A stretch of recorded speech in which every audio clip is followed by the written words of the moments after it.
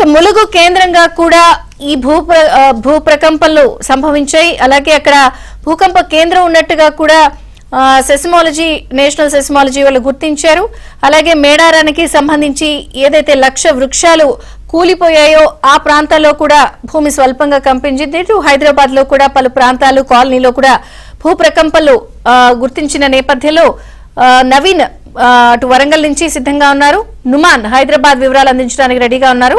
ముందుగా నవీన్ తో మాట్లాడదాం. నవీన్, విజయ్ చంద్రిక, ఇక్కడ 4 నెలల క్రితం సెప్టెంబర్ 4వ తారీఖున మేడారం అడవుల్లో 1,00,000కు పైగా వృక్షాలు నేలకూలాయి.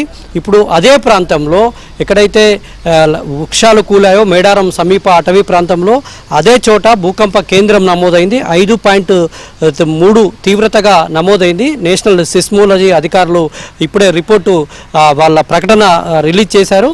అయితే ఇది దేనికైనా ఉపద్రవమా అనేటువంటి సంకేతంతో కొంత స్థానికులైతే భయాందోళనకు గురవుతున్నారు.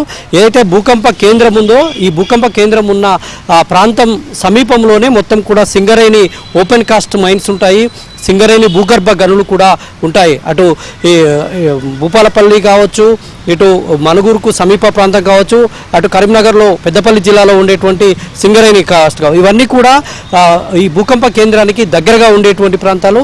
తీవ్రత కనుక కొంచెం ఎక్కువగా ఉంటే చాలా పెద్ద ప్రమాదమే సంభవించేది అన్న చర్చ జరుగుతుంది. చాలా దీని గురించే ఇక్కడ స్థానికంగానైతే చర్చించుకుంటున్నారు. పెద్ద ఎత్తున ప్రజలు ఇక్కడ ప్రతి గల్లీలో కూడా భూకంపం పైనే చర్చ జరుగుతోంది. ఎట్లా ఉన్నారు ఏంటనేటువంటి ఇక స్థానికులు ఏమనుకుంటున్నారు వాళ్ళ మాటలో తెలుసుకునేటువంటి ప్రయత్నం చేద్దాం.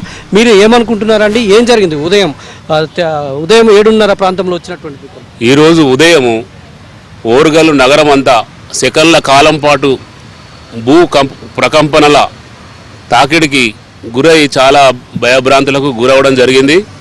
నేను కూడా హన్మకొండ రామ్నగర్లో ఉంటాను. ఉదయం 7:30 తర్వాత నేను బెడ్పై కాముగా పడుకొని ఉండడం జరిగింది. తెలివితోటే ఉన్నాను. అప్పుడు ఒకేసారి నా బెడ్ను ఎవరో లాగి అటు ఇటు కుదిపినట్టుగా జరిగింది. దానికి షాక్ అవ్వడం జరిగింది. వాస్తవానికి ఏంటంటే ఎలా జరిగింది అనేది నేను చాలా సందేహంలో పడి ఉండడం జరిగింది. కొద్దిసేపు తర్వాత బ్రష్ చేసుకున్న తర్వాత టీ తాకుంటూ నేను సోషల్ మీడియా ఫోన్లో చూస్తూ ఉంటే ఈ భూకంపానికి సంబంధించిన విషయాలు ములుగు కేంద్రంగా మనకు సంభవించినాయని, ఈ ములుగులో కూడా పాత గోడలు కానీ లాస్ట్కు మన ఆరాధ్య దైవాలైన సమ్మక్క సారాలమ్మ గద్దెలు కూడా వైబ్రేషన్కి గురైనాయని మనకు అన్ని న్యూస్లలో చూసే వరకు అప్పుడు నేను మా వైఫ్ని అడిగిన, అరే ఇది భూకంప ప్రకంపనాల వల్ల జరిగిన సన్నివేశం అని అప్పుడు గుర్తించి మా వైఫ్ని అడిగి మీరేమైనా గుర్తించారా అని చెప్పేసి అడగడం జరిగింది. వారు పనిలో ఉండడం వల్ల వాళ్ళు గమనించలేదు అని చెప్పడం జరిగింది. అదేవిధంగా నేను పబ్లిక్ గార్డెన్ వాకింగ్ రాగానే అందరు మిత్రుల సమక్షంలో అందరం ఇవే సంభాషణలు అందరు షేర్ చేసుకోవడం జరిగింది. ఎప్పుడైతే మనము ఈ ఉమ్మడి వరంగల్ కరీంనగర్ జిల్లాలు అనేటి మనం చాలా సేఫ్టీ జోన్లో ఉన్నామని అందరు అనుకునేవాళ్ళు. ఎలాంటి వరద ముప్పు కానీ భూకంపాలకు కానీ మనం గురి కావనే ఒక నిర్భయంగా ఉండే ప్రజలు ఒకేసారి ఉలిక్కిపడి మనకు కూడా ఎలాంటి పెద్ద పెనుముప్పులు జరిగే అవకాశాలు ఉన్నాయని చాలా భయభ్రాంతులకు గురి. మీరేం చెప్తారు? మాకు కూడా ఇప్పుడు గార్డెన్కి రాగానే తెలిసిందండి. మేము కూడా మార్నింగ్ పడుకొనే ఉండి ఫీవర్ వచ్చి అనగానే మేము కూడా షాక్ అయినాం. మా మిస్సెస్ చెప్పేది ఆల్రెడీ ఇట్లా కదిలిందని వాకింగ్ పోయినప్పుడు అక్కడ చిల్డ్రన్స్ పార్క్ వెళ్తుంటుంది. ఆడవాళ్ళు ఇలా ఆమె కూడా కొంచెం భయపడ్డదంట, కొంచెం షేక్ అయినట్టు అయిందంట 7:30కి. Okay, thank you.